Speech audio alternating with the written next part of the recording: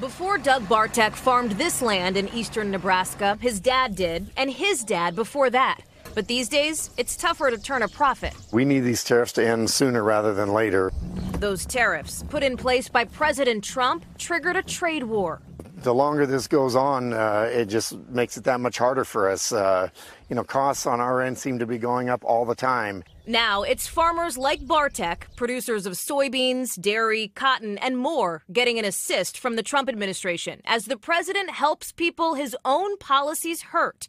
A new temporary $12 billion program is set to launch around Labor Day, meant to offset the estimated $11 billion in losses farmers face. The goal of this one-time aid package? To tide farmers over until the U.S. can negotiate better trade deals with other countries. The president, tweeting today, tariffs are the greatest, insists any short-term pain will end with long-term gain. The farmers will be the biggest beneficiary. Watch. We're opening up markets. You watch what's going to happen. Just be a little patient. But patience is running thin at the Capitol, where Republicans from hard-hit states are not happy and not hiding it. Give me trade, not aid. We've spent decades developing these markets. Let us have access to them. End the trade war now. What I've said many times, the best way to win a trade war is don't fight the thing. When you choose a war of choice, which is what this trade war is, and then you say afterwards, let's just solve it by buying people gold-plated crutches, the farmers and ranchers of America, they don't want crutches. They want to work.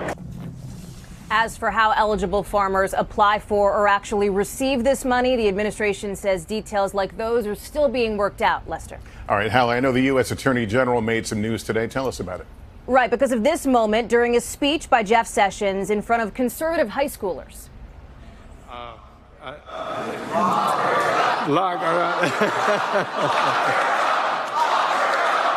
heard that a long time over the last campaign.